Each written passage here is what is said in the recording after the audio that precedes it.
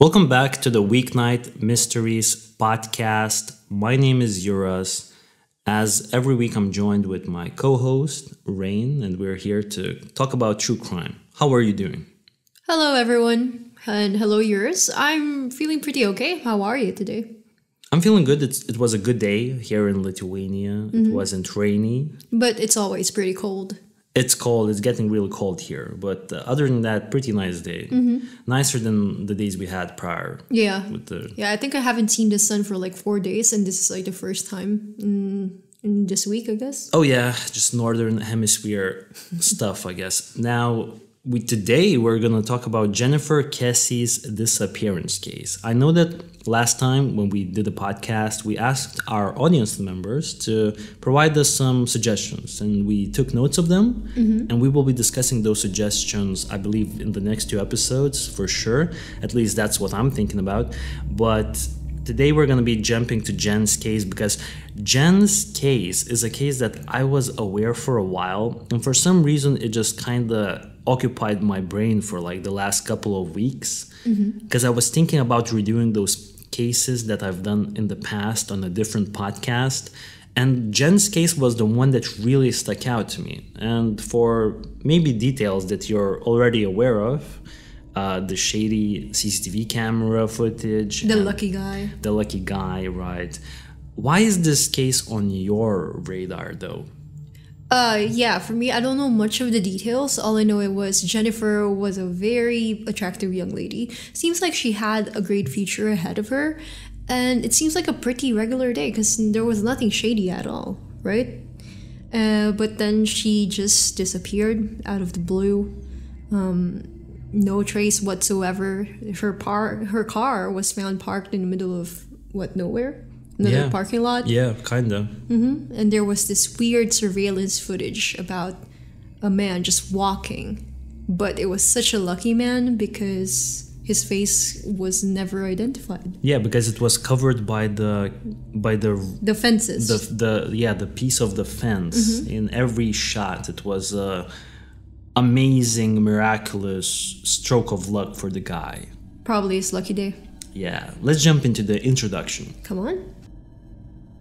Jennifer Joyce Kesse, who was born on May 20th, 1981, is an American woman from Orlando, Florida, who has been missing since January 23rd of 2006. Shortly after she vanished, Jennifer's car was discovered parked around a mile from her home.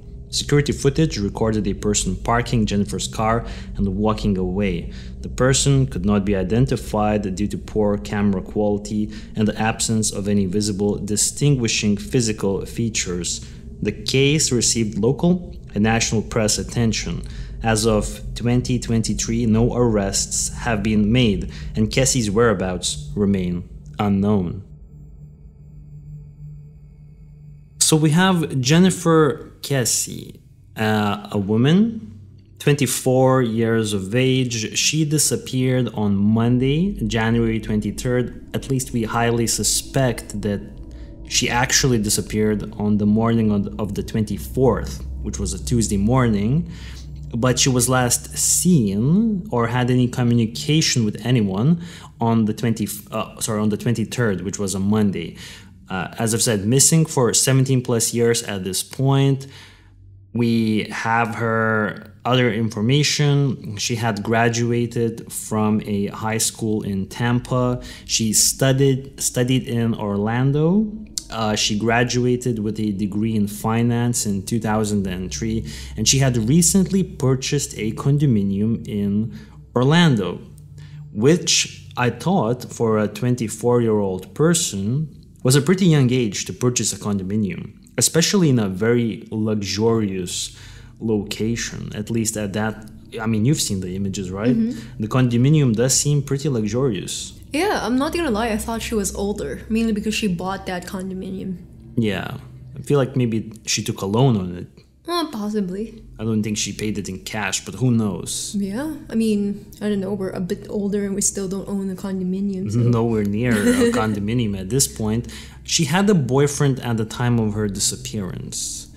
Now, the boyfriend, as you may recall, had been on TV programs, and he had talked about Jen's case to the media, but he kind of seems like he had no involvement in her disappearance. Did you think anything suspicious about the boyfriend? Did you sense anything suspicious in him? No, from when I looked at him on the documentaries, he didn't look suspicious at all to me. The only detail that kind of was on my mind is that apparently, well, two things. First things first, he was the last person to talk to Jennifer at 10 p.m. on the 23rd, which was Monday, because they would talk all the time. Apparently, he lived 200 miles away in a different city in Florida, and they would call a lot. And he was the last person to talk to her, and on the last phone call, apparently they had a fight. They had a fight on the evening of the 23rd, and she went missing, we suspect, abducted in the morning of the 24th. So that was the only kind. I mean, you can't look past that. Yeah, definitely. It sounds terrible. She had vacationed with this boyfriend in St. Croix in the US Virgin Islands the weekend before she disappeared. So it seems like they just came back from a vacay and then she vanished. She returned on Sunday from the vacation, which was the 22nd of January, and spent the night at her boyfriend's home. So she spends the Sunday at her boyfriend's home, which is, I assume, 200 miles away from Orlando. Yeah. And then in the morning, she makes the trip to work. So she drives 200 miles in the morning to go to work. That's how I understood this case. Yeah, and then she went back home, and then the following day she went missing. Yes. Okay. Yes, exactly. She was working as a finance manager at a Central Florida investment timeshare company. It's basically a company that ran a few rental properties, and I feel like it was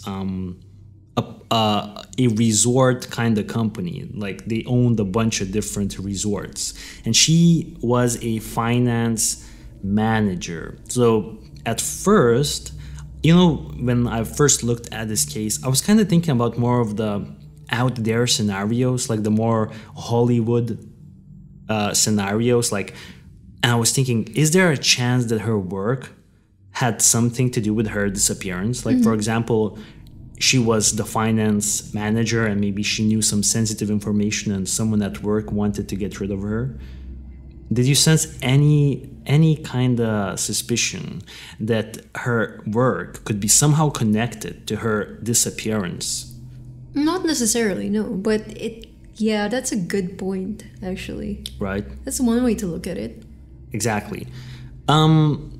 Before we jump into the timeline and the investigative details and the certain angles we want to kind of discuss today, I kind of want to jump to the location, the two main locations that are interesting to us in this case. Obviously, her apartment, where she was last known to be, and the location where her car was parked, essentially on the same day as she vanished, just 4 hours later.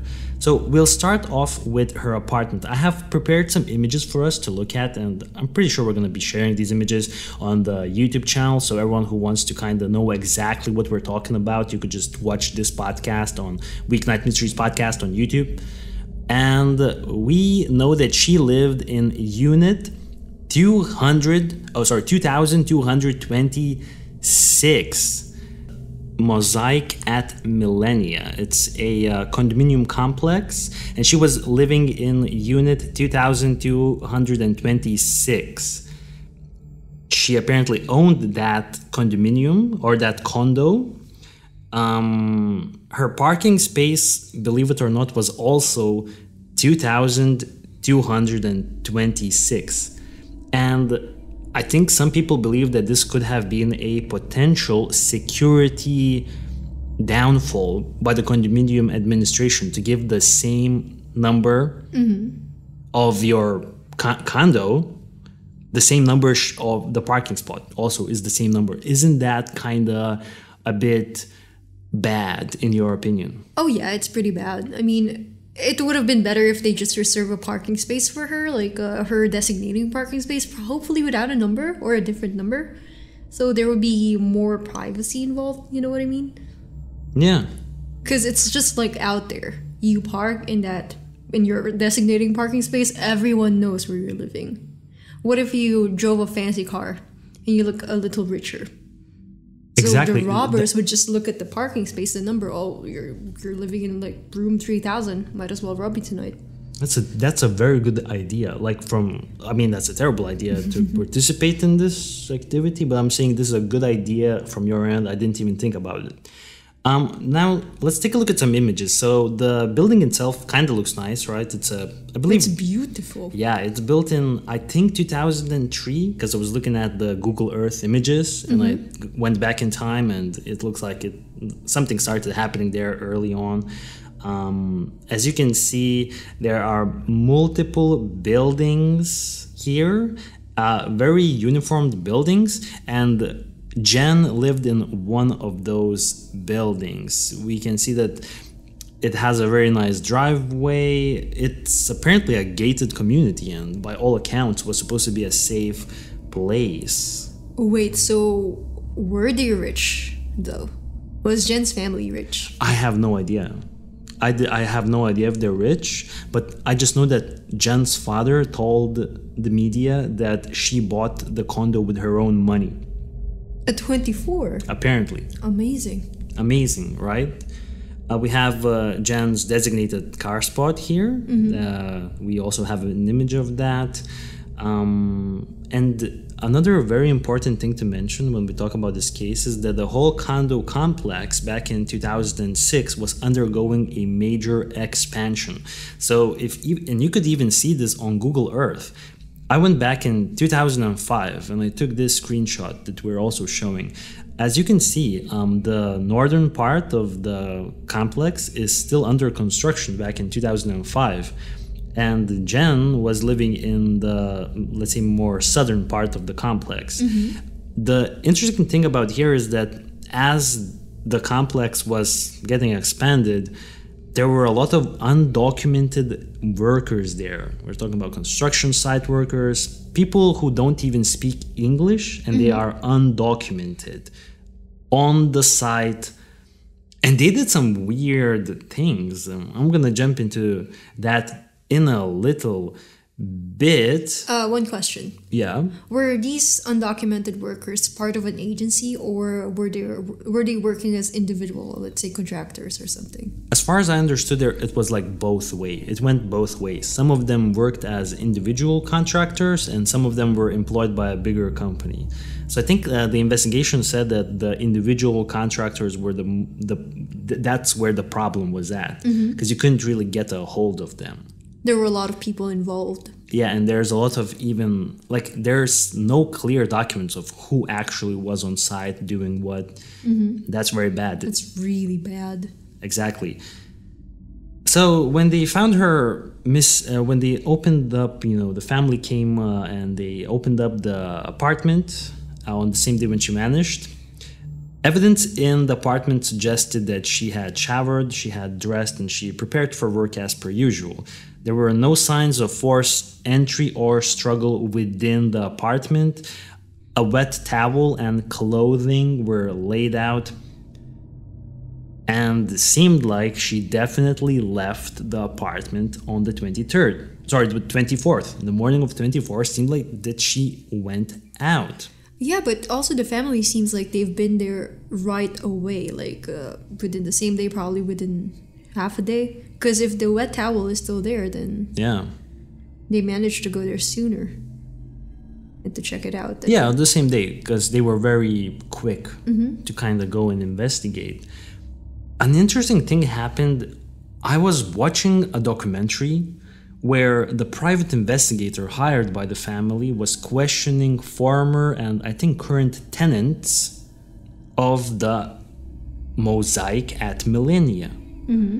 And the private investigator talked to a couple of women, right? And this one woman's account was insane. So this is all happening during the same time when there are a ton of construction guys just kind of living in the unoccupied condos, kind of catcalling women, generally like not a nice situation if you're a woman in general. So this one woman reported finding her underwear drawer tossed around when she got back home. Ooh. I think she was living alone. Okay, she goes back home, she opens the door, locks the door, goes to her bedroom, and her underwear is like all over the place. Or like maybe the underwear drawer is like all over the place. That's terrible. And this same woman caught a guy on her patio jerking off. Can you say that on YouTube? Yeah. Okay. Caught a guy jerking off on the patio. It's your patio. Like it's a balcony or something like that. Just a guy standing in the balcony just jerking off. I mean, okay. It was one of the construction guys apparently. Oh, jeez. And then once she saw him, she ran away. And I'm kind of surprised how this woman just didn't really get out of there. I mean, was it reported immediately? I mean, I have no idea. What do you make of that?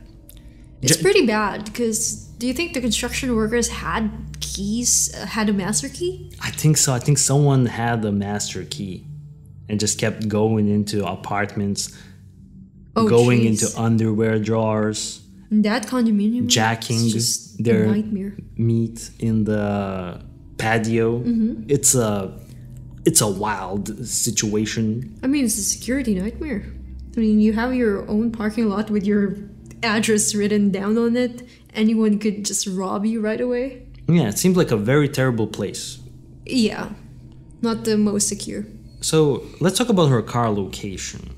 Her car was found a couple of days later when a tenant at a complex called Huntington on the Green reported that this car looked very similar to the same car that she saw on the news. Because, you know, at that point, Jennifer Kesse's case was all over Orlando news.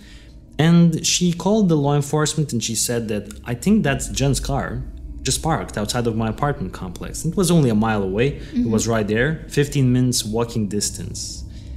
And yeah, it turned out to be her black 2004 Chevrolet Malibu. And we have some images of the Chevrolet Malibu right here. The interesting part about it is that this place where the car was found, just a mile away, apparently was known to be a spot where people would stash stolen cars. Like you steal a car and then you would dump it in that parking lot. CCTV recorded a person parking her car and walking away around 12 p.m. on January 24th. So on the same day when she was abducted. We suspect that she was abducted. Was it Jennifer? No. Okay. It was definitely not Jennifer walking around. It's that mysterious, shady guy who got lucky.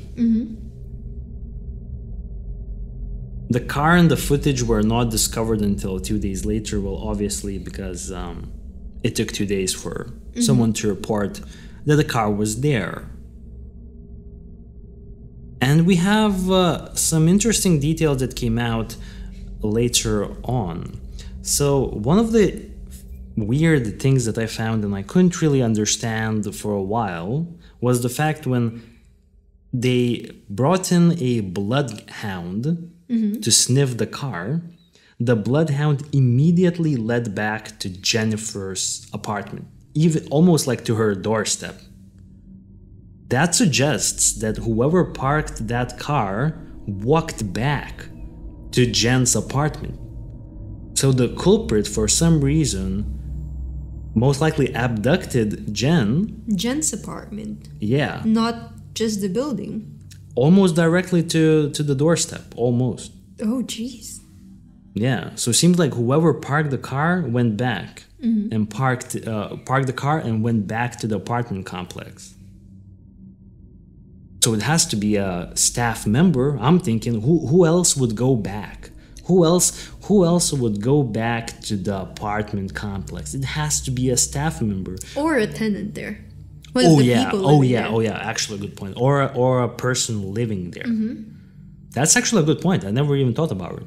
But for me, somehow it seemed that it must have been a staff member. But Yeah, because if it's a person living there, then the bloodhound would have directed it to wherever that person is living, on his or her doorstep. that's actually a very good idea. Maybe it was a tenant? Do you think it could have been a tenant? It could have been anyone who had access to that building. Very good point. So I kind of wanted to go over the timeline really quickly because it interested me, okay? So 6 p.m. on the 23rd, which was the Monday, she left work. And this is the last time her family heard from her because apparently she was on the phone with her father as she was driving back home.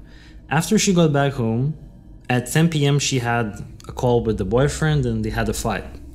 Next morning, it's suspected by investigators that somewhere between 7:30 a.m. and 8 a.m., Jennifer was abducted, and as she was walking from her front door to her car. However, now law enforcement believes that she was abducted at some point on her way to work, which is the detail that I didn't understand. This is what I'm telling you right now. It's just coming straight from Wikipedia. And Wikipedia states that law enforcement now believe that she was abducted as she was on the way to work, meaning that she's probably in the car and she got carjacked. That she didn't get abducted as she was leaving the apartment complex. But the law enforcement really did a poor job in this case. And I think the family member, and at least the family private investigator, has a completely different scenario in mind. I'll bring it up in a little bit. But that's what apparently law enforcement believes. So from 8 to 9 a.m. that morning, her boyfriend, whom she would normally call in the mornings, did not call her, on the way to work. But okay. So the boyfriend tried to call her in the morning, but it went straight to voicemail. Now the boyfriend chalked it up as a meeting that she had mentioned to him prior. And his subsequent attempts to get a hold of her were unsuccessful that morning. At 11 a.m., someone at work that knew Jennifer were alarmed that she had not showed up. It's been 3 hours, she has not showed up, so that person immediately called Jennifer's parents, and the parents immediately knew that something was wrong, so they kind of almost right then and there set out to drive from Tampa to Orlando, which is like a 2-hour drive, to see what's up. As they were driving, they called the apartment complex manager to go inside of Jen's room, because they're still on the way, to go inside and take a look if she's there, what's happening. So the apartment, let's say, administrator goes inside of her unit, and she's not there, and everything seems to be fine. There's no signs of struggle. So he relays that information back to the family, and the family at this point is on the way from Tampa to Orlando. At 3 p.m., the parents finally enter the unit. They find evidence that she had been home that morning because of the wet towel and kind of things just being normal as it was normally. They immediately called police.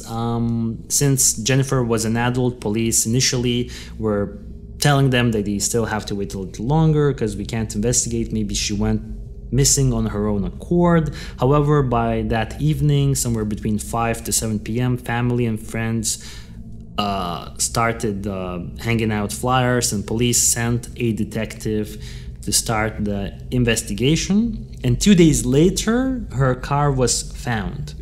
But her car was actually parked there immediately after she went missing, like just hours after she went missing. And that's the timeline. So the things that jumped out to me from the timeline was the fact that the family was very operative, like they did this thing really well. Yeah, they did an amazing job. They just went ahead there, jumped right in. Yeah, and I feel like everyone did really well by Jennifer's side, besides law enforcement. Law enforcement didn't really do that good of a job. They didn't even take notes, apparently, from what I've heard. So law enforcement is at fault here for doing a very bad investigation into Jennifer's case. Yeah, but it seemed like Jennifer was a really nice and kind person that everybody just cares about her. Like her Exactly. friend at work immediately called when she wasn't there. She seems like a very responsible young lady who just showed up at work Yeah, right on time. And if she wasn't there by like 3 hours, everyone worries. exactly. Okay, so we laid out the story now. And I think at this point we have to jump to the many investigative details that we have in Jennifer's disappearance case. And I would like to start with the CCTV images that we have. Let's try to look at it a little bit. So I have provided us in the notes here a little bit, a few different images, and they have all been enhanced by some extent, right? So we have a colorized image, we have an image where the man walking away from Jennifer's car is highlighted. We have different kind of colorized images suggesting what type of clothing the man could have been wearing. You see, like he's wearing beige pants in one shot, and in the other shots he's wearing like green pants. And what do you think about this CCTV still? What do you see here? What jumps to your mind? Why was the man always covered by the fence? Wasn't it there like I don't know, like a real life, I don't know, was it taken like every single minute or every single second? The camera was taking basically just pictures every 3 seconds. Oh, that's freaking terrible. Yeah, it wasn't like as far as I understand, this particular camera was just constantly shooting pictures every 3 seconds. It wasn't taking an image, a live video. Yeah. So this man was just a lucky guy then. Like every 3 seconds a picture was taken, and every 3 seconds he was covered by a fence. No? Yeah. Oof. He's very lucky, but what do you think this is a man or do you think this is a woman? Definitely a man. From the body build, the shoe I meant, looks like a man. Definitely a man. What would you say is the height of this man? It looks pretty average to me, I'm not gonna lie, but I don't know, did the law enforcement reenacted this scene? Yeah, they did. Okay. They came up with a height between 5'3" and 5'4", so a shorter man. Yeah, it does look like it. It looks like a shorter man to you? Oh, it looks like somewhere around 5'5", maybe 5'7"-ish. So it's a shorter man, essentially. I thought it looks like an average man. Do you think that this man is wearing a hat, or do you think that's his haircut? I'm not gonna lie, at first I thought it was a haircut, like Jake Gyllenhaal. Yeah, like haircut, yep. Yeah. But yeah, now looking at it, it looks like a regular baseball cap, but worn backwards. Yeah. What do you think? I think so. I think it could also be like the newsboy cap. You know, like the newsboy cap. But who would wear it in America? A painter who paints walls. Isn't that more of a, I don't know, French thing? No, because look, to me, it almost looks like this person is wearing overalls. Don't you think this is like pants, overalls over a white t-shirt? It does look like it. Do you think it was a uniform? No, but I could see how it was like a construction site workers outfit. Like to me, it looks like a construction site guy's outfit. I mean, we could only guess at this point, but hopefully the law enforcement took a look at what the people were wearing, or at least the construction workers were wearing. Yeah, I hope they did. But they probably didn't. Well, we don't know exactly what he did. None of the family or friends had recognized this individual. The best video capture of the subject in 3 separate snapshots was obscured by the complex fencing. Unfortunately, FBI was called in to help determine the person's size and gender, but could only say that this person stood between 5'3" and 5'5". NASA also enhanced the video to help identify the suspect. I don't know if we ever were provided by what NASA came up with. Maybe that's probably it. This? No, this is from Reddit. Oh. So this person of interest apparently left valuables inside of the car. But this was a very weird detail for me. I couldn't really understand it because apparently law enforcement claims that there were, or at least according to Wikipedia, like her purse, her phone was missing. But then I've seen images from inside of the car where it says that the purse is still there. So I guess we could just kind of go roughly with the idea that some sort of valuables were left inside of the car, meaning that this was not a crime, a burglary. It doesn't seem like it, no. It almost seems to me like it had most likely some sort of a sexual manner. Definitely. A sexually driven crime against a very pretty 24-year-old woman. Yeah. Who's living alone and is kind of vulnerable. And you know the address. Yeah, you know the address. And kind of in that apartment complex, Jennifer was vulnerable. Yeah, but at the same time, it was supposed to be a gated community.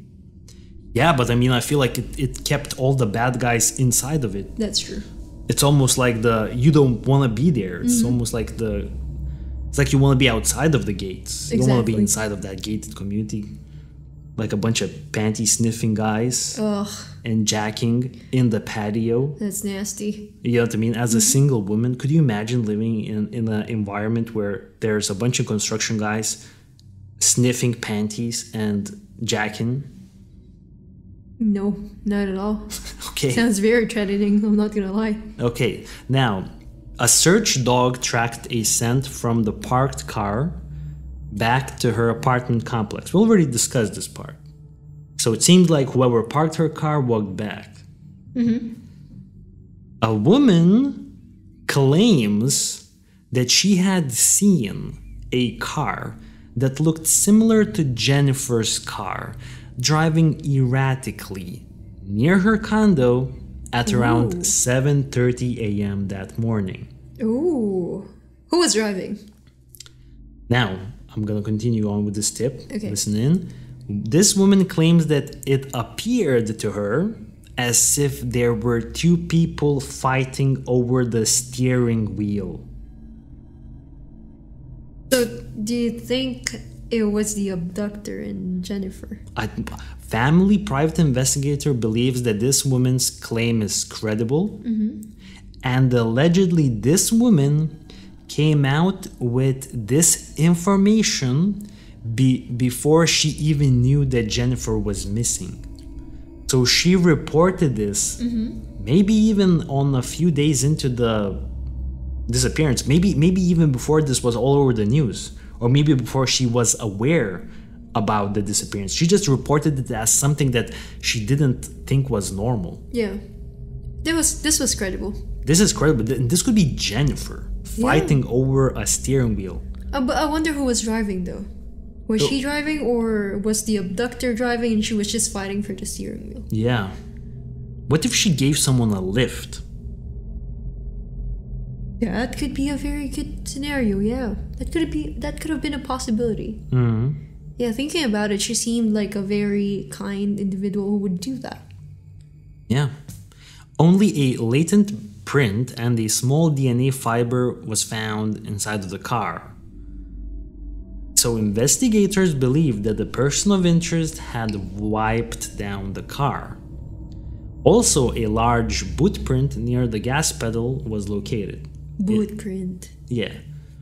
So it's probably the same guy who was seen walking. Construction worker? Yeah. Boot print. I mean, who would wear boots in Florida? Exactly, in when Florida. It's so hot. In Florida. Who wears boots in Florida? That's another. I feel like you're really hitting like home runs here with these like details here. Yeah, who wears boots in Florida? Isn't it like flip flop capital or something? Yeah, I mean it's understandable if it's here when it's cold. Yeah, exactly. So another thing that I want to tell you is that apparently when the family got the case file, they saw that up to 100 unidentified fingerprints were found inside of the car. So law enforcement kind of really did a bad job here. I mean, does that mean she was a really friendly girl, or was it really creepy, or maybe because the police left a bunch of fingerprints there?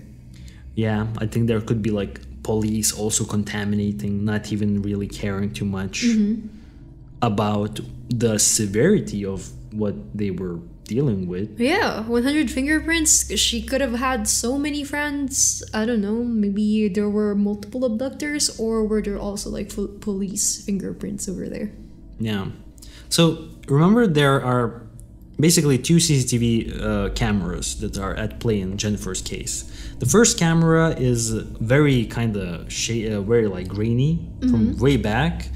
And it kind of shows this car being parked and then some figure walking out. Yeah. And then we have another camera angle where we see the stills, the street stills images where the guy is just super lucky because his face is obscured. So in that other first camera, we know for a fact that as the man parked the car, or the girl, but we're assuming that that's a man, as they parked the car, they sat in the car for 32 seconds before they left. So law enforcement believe that the perpetrator may have been actively wiping down maybe the steering wheel and kind of making sure everything's okay. And then they walked out of the car, never looking back. What do you think? Seems like it. Yeah, what else could they have been doing for 32 seconds? Do you have any suggestions? I mean, I don't know, just maybe taking a breather. I mean, that's all that I could think of. Either wiping down all of the evidence that they could think of, or just taking a breather and just heading out. Don't you... sorry. Oh, no. Don't you think it's strange that there was no DNA found inside of the car? How do you not find DNA inside of a car? And if this was just a staff employee, how could they be so professional at wiping down and there not being any DNA evidence inside of the car? Do you think it wasn't their first hurrah? I think it's law enforcement's like fault here. I feel like they didn't do the correct thing here. They didn't. I mean, maybe it's their first case, like first case of this nature. In Orlando, though? I don't know. I doubt it. So, missing items include cell phone, iPod, her keys, her purse, and her briefcase. But then also, according to Wikipedia, there were valuables left inside. So I'm thinking, what else could there be left? It seems like everything's missing. Yeah, seems like everything is taken. But apparently it wasn't a robbery. So authorities were unable to ping her cell phone. Its power remained off. Bank accounts have not been used ever since she disappeared. Okay, so if the valuables were taken away, apparently, and but the bank accounts remained untouched, could it possibly be that it wasn't robbery in nature, but whoever was the attacker or the abductor just wanted to make it look like a robbery? Gone wrong. Am I making sense here? Yeah, no, I think you're making sense. I'm just kind of trying to think about it. What if it's actually, could I say the R word? Rape? Yeah. Okay, what if it was a rape, the intention was to rape her, but then he took all of her stuff just to make it seem like it was a robbery gone wrong. And so the police wouldn't really dig more into it, like, oh, she was robbed, that's it. I'm just curious, in the moment, would you really think about it? It has to be someone super cold to kind of have the ability to still make this plan. Yeah, that's true. I feel like maybe it's more likely that they just dumped her body alongside with her items. Oh yeah, definitely. And they just parked the car. I feel like they may have wanted to dump the items because they may have thought that it would be bad if they found if the items were found there. Because maybe they had like DNA on the items, maybe they just wanted to get rid of it. Yeah. I feel like it's more likely. I think the more simple explanation is usually the case. Yeah. I think the more simple logic here is that they just wanted to kind of get rid of as much evidence as possible, just to leave as little stuff as you can. And the person who's doing that but still parks a car nearby is a person who goes back to the condominium to either live there or, for, in my opinion, work there. I mean, he knows where to park the car. In a place where stolen cars were always parked. Yeah, so he's probably a little bit aware of the underground activities of Orlando as well. Yeah, seems like it. All right, so we have some more information we have to discuss about. First key piece of evidence that I also found pretty interesting was her ex-boyfriend. And this ex-boyfriend of hers apparently was upset recently and was wishing to get back together with her. They broke up? Yeah. But it was concluded that he had nothing to do with Jen's abduction. You were talking not about the current boyfriend, but boyfriend before that. Yes. Oh, okay.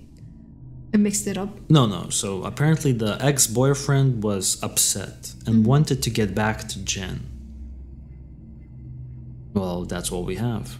I mean, if the guy on the surveillance footage was the ex-boyfriend, I think her family would have noticed or recognized that guy, no? Maybe. I don't know. Her current boyfriend was questioned as well, and his alibi checked out. Apparently he was 200 miles away. He was, though, the last person to talk to Jennifer, and he had a fight with Jennifer right before she vanished, and he knew her pattern, and I don't think it was him. Probably wasn't him, but I'm just saying. I'm just saying he knew a lot about Jennifer's pattern, but maybe he had a very strong alibi. Yeah. I don't see him mentioned as a potential person of interest anywhere. Yeah, well, first time I heard it, he definitely seemed a little more suspicious, but him knowing her pattern, I think everyone else in that complex could know the other person's pattern, mainly because of that parking lot where there are your numbers, like condominium numbers in there, like exactly where you live. It's pretty easy to track a person, no? I think so. We have some additional information about her workplace. Apparently one of her managers was questioned, and they even looked into his computer, and they found how he was hitting on Jennifer. Yeah, trying to kind of have a relationship, but Jennifer didn't want any work romance, so she kind of denied him. Jeez. But this guy was also apparently cleared. And then that's pretty much it from the persons of interest, other than people working on site. Because otherwise, there doesn't seem like she had any more enemies or anyone that could. But there seemed like there were a lot of guys into her. Yeah, a lot of different people, like guys in her life. And so now we have to jump into another guy named Chino. This guy right here, we have his images. He even talks to the media right now. He's not really afraid to talk to the media. Okay, so what happened was essentially one of the housekeepers at the complex was shown the CCTV footage. And when she saw it, she was like, "It's Chino." And then Chino is a guy whose real name we don't know. We just know him as Chino. And Chino was identified as the man parking Jen's car by a house worker who worked at a condominium. She probably was like, "Oh, that's what he was wearing that day.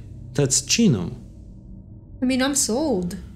So, some more information about Chino. Okay? He was interviewed by police in 2008 in connection to the case. Fox News had recently called him and spoke with him for 40 minutes. He claims that he's not the guy in the footage. He worked on Jen's condo 1 week prior to her disappearance. I mean, I think that's enough to know one person's pattern. I think right before she left for St. Croix, he worked on her unit, I think.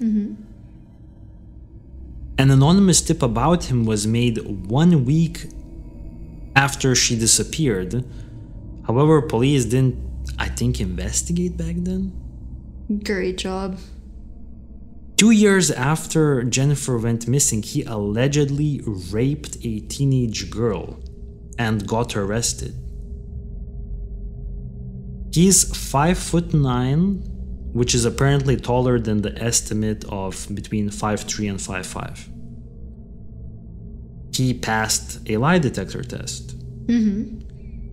He didn't show that he was lying on the polygraph.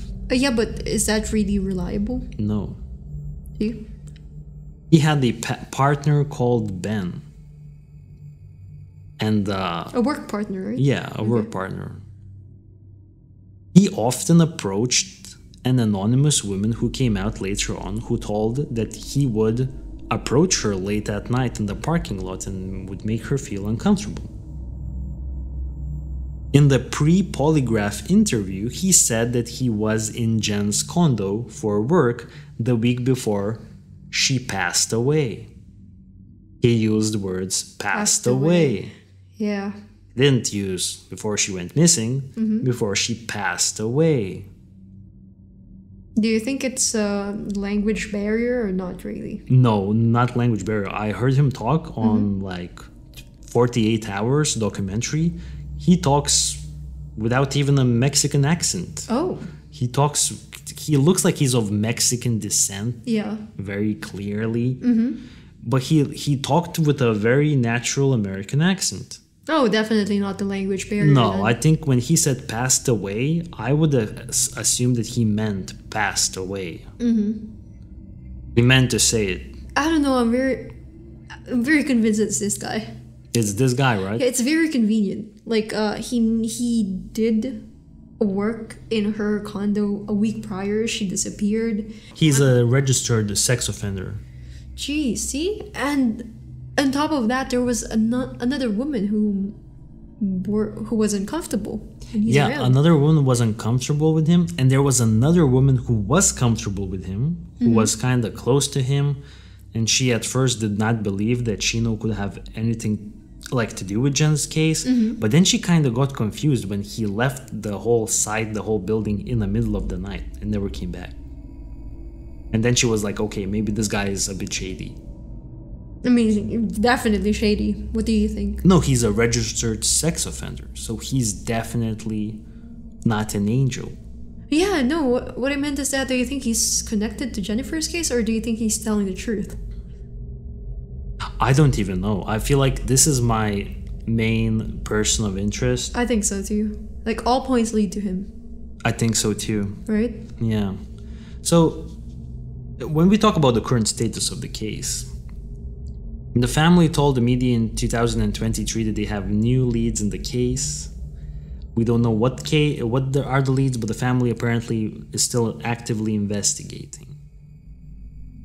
And I have some closing thoughts here that are like theories that I would like to jump to really quickly to kind of go over things that we may have, we might conclude with something here, right? So, firstly, I think that for me, I'm leaning towards the fact that someone who worked at the condo may have decided that this was a perfect opportunity to abduct Jennifer Kesse. I think it's the most simple answer and the answer that makes the most sense. I don't think there was some conspiracy happening here. I think someone from the condo, Chino? potentially Chino or anyone else, abducted her. That's what I'm thinking about. I mean, Chino wasn't alone. Who was that guy who was jacking off in another tenant's balcony? Yeah, exactly. Who's that guy? Or who's flipping that other girl's underwear drawer? Was it all Chino, or were there a lot of them? Because there were a lot of workers there. Yeah. It seemed like... It's like a convention of sex offenders. Yeah, in a gated community. It's such a wild situation in the millennia at whatever millennia at yeah at somewhere. So, yeah. One question though. Were the workers interviewed? Interviewed? No. Because according to Wikipedia, due to language barrier. In Florida? Yeah, in Florida. They couldn't find people who speak Spanish in Florida. It's no like, police officer? Yeah, no. It's like the same as not being able to find someone who speaks Russian in Vilnius. It's the same. Like, it's how hard could it be? I could just literally walk outside and I would find someone. Yeah, just ask. Just literally in Florida, you don't find anyone who speaks Spanish in Florida, and that's a language barrier. You can't even interview Spanish-speaking workers in Florida. That's so bad. That's terrible, man. And on top of that, we, going back to my kind of line of thinking here about what may have happened, right? There was an interesting thing that Fox News brought up. And Fox News got their hands of the image of Jennifer's car. And they claimed that they could see drag marks on the hood of the car, as if someone was laid out on the car and then was dragged off of it again. And so it does seem like it though, from the picture. Yeah, so it almost seems like maybe she was spread out on the car and then dragged off of it. Well, that's just disturbing. Or maybe they abducted her and they put her on the hood as they did. Yeah, and then maybe they strangled her on the car. I don't know. It's very like bad to kind of speculate in this manner, but I'm just saying. But there were claw marks, no? Yeah, claw marks. She could have been potentially dragged away, like pushed over there and then dragged away. Or strangled on the hood. That's what I was thinking. Or not necessarily strangled, but maybe an altercation somewhere was happening. But I think it wouldn't be in this gated community. I feel like that woman who reported that Jen's car was kind of speeding and someone was fighting over the steering wheel. I think that maybe she lost that fight over the steering wheel and they drove somewhere to like a secluded place where then the guy put her on there. Yeah. Did the thing and that's how it kind of went down. And that would make sense from my perspective, how then, they dumped her body somewhere. There's a lot of like swamps in central Florida. It's pretty easy to get rid of a body. It's not that hard. Maybe they spent like a few hours trying to kind of eliminate as much evidence as possible if there was one or two people there. Then they drive back the car to the condominium complex, to the apartment complex just 1 mile away from the condo, and then they go back to work. I think that makes a lot of sense to me.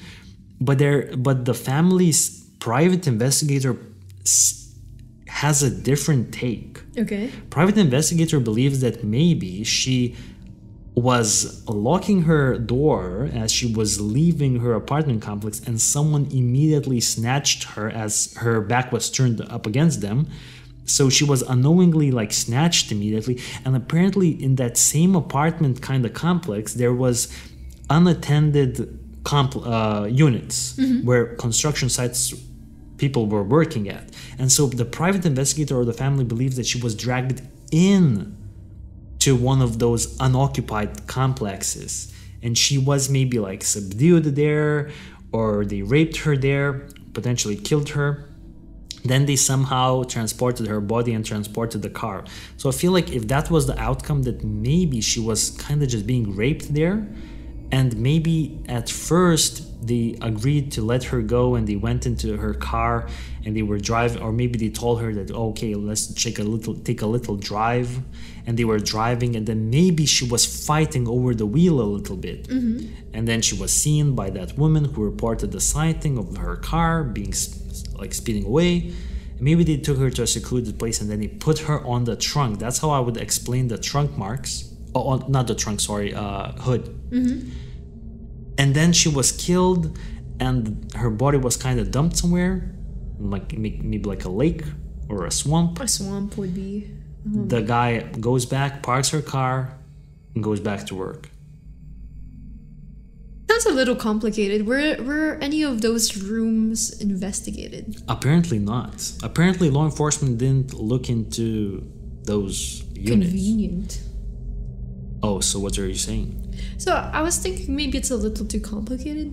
Okay. Because if the abductor really actually works there, they wouldn't want it so close. Because Jennifer would identify them. So what if they actually just abducted Jennifer, took her somewhere far, somewhere secluded, Yeah. did the do, Yeah. parked the car, and went back to work? Yeah, I also would say it makes more sense that It's more simple. if they abducted her as she was in the car. Yeah. Or maybe She gave them a ride. Oh yeah, or maybe She asked, maybe a guy was like, "Oh, can you take me to the mall? You're going. Hey, Jen, you're going, right? Can you take me to the mall?" Yeah, and what if that guy is actually a little familiar with Yeah. Jennifer? Like Chino, for example. Yeah, like Chino. Yeah, and I would like to conclude that I think that, to me, it looks like Chino did it. Yeah, for me it's also Chino. I have to go with Chino on this one, and I'm not even. I don't feel bad about saying that because he is a Sex offender. sex offender. So I mean, we have to scrutinize him in this type of case with him being identified by someone, etc. So I feel like that's where I'm going to be leaning with the Chino potentially abducted and killed Jennifer Kesse, and I don't have anything else to add to that. Yeah, me too. Okay, so guys, What are please- your thoughts? Yeah, what are your thoughts? What do you think about the case? Please leave your thoughts in the comment section on the YouTube channel. Please let us know about what case you want us to do in the future, and please let us know what you think we could improve on the podcast, and we'll talk to you on the next podcast episode. See you. Bye.